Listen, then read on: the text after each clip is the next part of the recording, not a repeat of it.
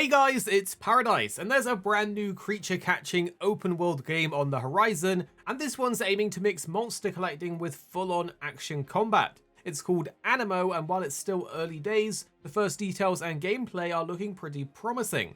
The game's being developed by Paw Print Studio, and it's set to release in 2026 on Xbox Series, PC, iOS, and Android as a free-to-play title. The closed PC beta is already underway, so signups are closed at the moment, but if you snagged a spot, you can dive in and play now. Thanks to the studio, we were able to get access to try it out and let you guys know what it is and what we think about it. We have played a lot since it's gone live, testing the different systems, mechanics, and Aniimo. From what we've played so far, the game is actually super fun, with a few jank elements which we will talk about over the course of the video. Now let's go over what Aniimo actually is. In Aniimo, you're not just collecting creatures, you're literally bonding with them, as the game takes the classic monster catching formula which you know from Pokemon and adds a unique twist through something called the twining system. Instead of just commanding your creatures in battle, you actually merge with them, unlocking new abilities, changing your perspective, and opening up new ways to play and interact with the world. The creatures themselves are called Aniimo, and they're scattered across a massive open world known as Idle. Each one looks cool, and they aren't just for fighting. You're able to capture, train, evolve, and even research them as you explore.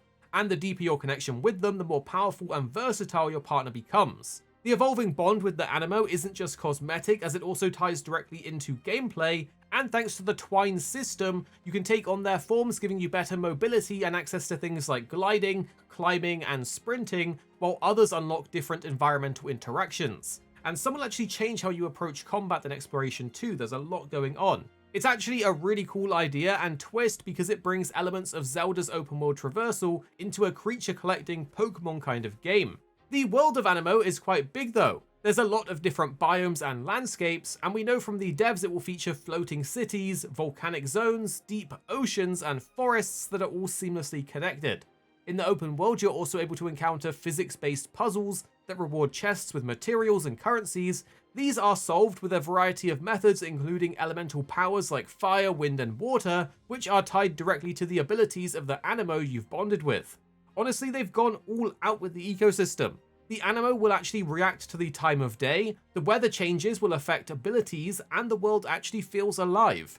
You might see a nocturnal creature only appear during storms or at night, and you may even spot your own Aniimo curling up by a fire if you're near one. Now let's talk about battling, as this is a core mechanic and why you capture the Animos and plays into catching as well. The combat is split into two styles. You've got your command mode, where you control your Aniimo from a distance with tactical commands, and the twine mode, where you become the Aniimo and fight using real-time flashy combos and special attacks. Both have their advantages, and switching between them on the fly is interesting and adds that extra depth to combat. Each species has its own behavior, patterns, and weaknesses, so you'll need to study them, set up the right conditions, and use the environment to your advantage. There are also classic style elemental matchups with things like fire to use against grass, water against lightning, and so on, which does matter more in those tougher battles, meaning you must make sure you have a decent roster of Animos ready to battle. These systems within the game go pretty deep, as you have personality stats, rare roles, and rare traits, and these can happen to any of the Animos, adding that chase for the perfectly rolled God Roll Aniimo of your favorite one. If you're just there to capture as many creatures as possible though, it looks like you can definitely do that. Capturing new Animos is done through throwing an Aniipod, and these have a set chance to capture creatures with different conditions affecting the odds, such as if it's alerted, if you're behind it, and more. In battle, landing break damage will weaken them further, making them easier to capture. And if you're using a higher tier Aniipod, you'll increase your rates even more.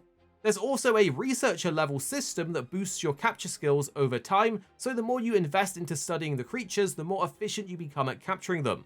So while in some cases you can just spam to try and capture things, it isn't always as simple as that to get the best chances. Meanwhile, leveling up your Aniimo is pretty straightforward, and there are a couple of different ways to go about it. You can use special items like experience gems to instantly boost a creature's level, or you can just use them in your active roster and head out into battle. When you're in twine mode, any enemies defeated will pass experience onto your Aniimo directly, so staying active in combat pays off too.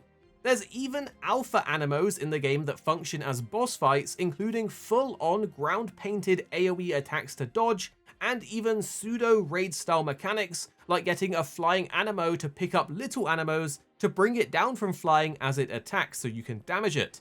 These alphas can be fought solo or in co-op, and after beating them you have a chance to capture them if you're lucky. Plus you get a chest with additional goodies and materials that powers up your Animos, but does cost energy, so you are limited on how many times you can open the chest back to back. But you can repeat farm the alpha over and over back to back, which is awesome as we hate when gameplay is blocked by energy-based systems. We also wanted to mention and highlight the Sanctums in the game, which are very similar to Zelda Trials. These are instance dungeons with puzzles to solve using different game mechanics and different Aniimo powers, as well as elemental interactions, making for a fun minigame dungeon that's spread throughout the world to encounter. Honestly, they're pretty cool, but they are very close to Zelda. Something else that's really cool is that you can do so much in co-op. You can team up with a friend and explore their world freely together, completely as a party, and it's pretty fast and easy to join on each other. You can tackle these special puzzle sanctums together, use different Aniimo forms to solve challenges together, and on the more casual side of things, when you're not exploring or battling, you can hang out in social hubs, customize your home space, or just chill with your Aniimo, who actually roam, play, and even nap beside you like real creatures. There's even trading. If you capture something your friend really wants, you can figure out a deal and trade with each other. Furthermore, there is PvP battling as you progress, although we didn't get to fully test this feature out yet. But when it comes to playing with friends, it seems pretty fleshed out and functional. Now, graphically, the game does look incredible. It's stylized, vibrant, and has a great feel to it. It actually does kind of look like the trailers. The fidelity is fantastic as you look across a landscape or swim through water. It has a very pleasant aesthetic and world to explore. Plus, the Aniimo themselves have a wide variety from cute and cuddly to fierce and battle ready, as well as just quirky and weird. The performance on the game is mostly good. It does suffer from some hitching and popping, but the general moment-to-moment gameplay doesn't feel like it's hindered by some of the glaring performance issues that have been seen in other mainstream creature collecting games. Plus, you could play on lower settings, which may help fix this, depending on your hardware of course. For our i7 and 4080 setup, it recommended Ultra, which is the maximum option, and it plays well enough outside of the first time loading into each area, which did hitch. It also isn't the full release, so there should be plenty of time to improve performance across the board.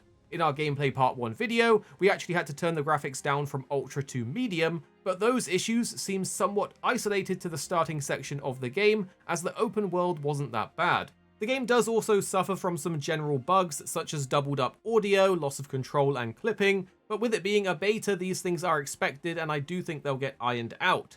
For those interested, the game supports controllers and keyboard and mouse, but the controller in the beta isn't fully optimized with all the features you would expect, so we haven't been able to test everything. Now, we've really enjoyed our time with the game. It feels like a crazy blend between some of the most popular games out there like Zelda, Pokemon, and Genshin Impact, creating something fun to play that we can see a lot of people being interested in, as some of the features are things that players have been asking for in the genre for years. There are a few pain points, such as if this could be another Pal World scenario, where the big N takes aim at Paw Print Studio, as some of the systems and Aniimo seem heavily influenced by their games. Like the Sanctum, for instance, looks very similar to the Trials in Zelda Breath of the Wild, as well as Tears of the Kingdom. Also, while the majority of the designs look different to Pokemon, there are a few that look very visually similar, but are still mechanically different. For example, the Aniimo B-Source reminds us of Char Cadet visually, but in-game it's an electric type and has some very cool music-based skills with its own minigames. Just take a look at this.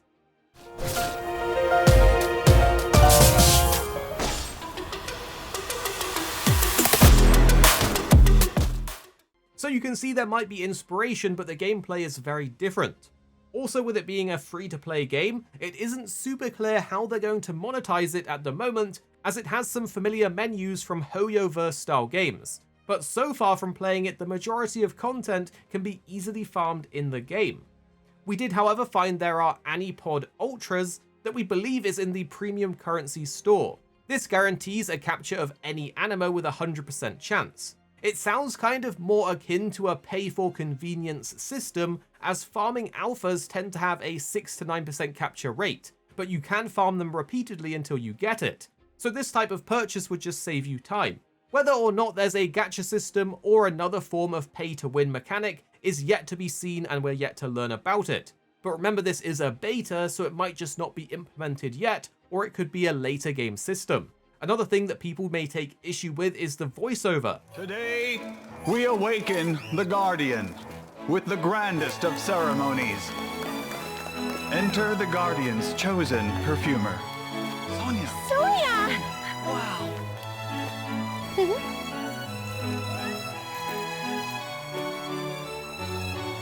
When darkness devoured the day, you painted the sky with rainbows. Accept this humble offering, O Guardian, awaken.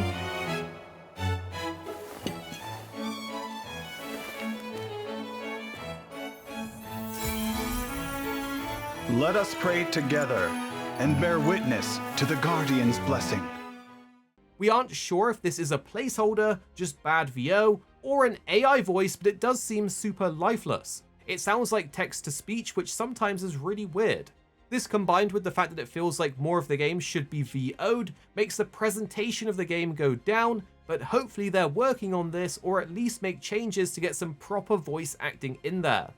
However, the game as a whole is a surprisingly fun experience, with an interesting world to explore, deep capture and battle mechanics to dive into, and various mechanics combined together in a way that works really well. When it comes to creature collecting, it feels like they're really pushing the boundaries of what you would expect to be done, and so it's a game we will definitely be keeping an eye on. But remember, while we are optimistic, we're also staying very cautious here, because you never know what could happen. With what happened to Palworld, even if you don't have the intention to play the game, this could be a spicy one to follow. But unlike Palworld, they are a Chinese game developer, meaning that international IP laws do function a bit differently here. So what do you think about all of this? And stay subscribed below if you want to keep up to date on all of this interesting stuff. Here at Arix Gaming, we're two friends who love to play games. You have me, Paradise, as well as 26. Our goal is to keep the videos as concise as possible by cutting out any of the fluff and focusing on what really matters with high quality videos. So make sure you're subscribed down below for more videos on your favorite games coming very, very soon.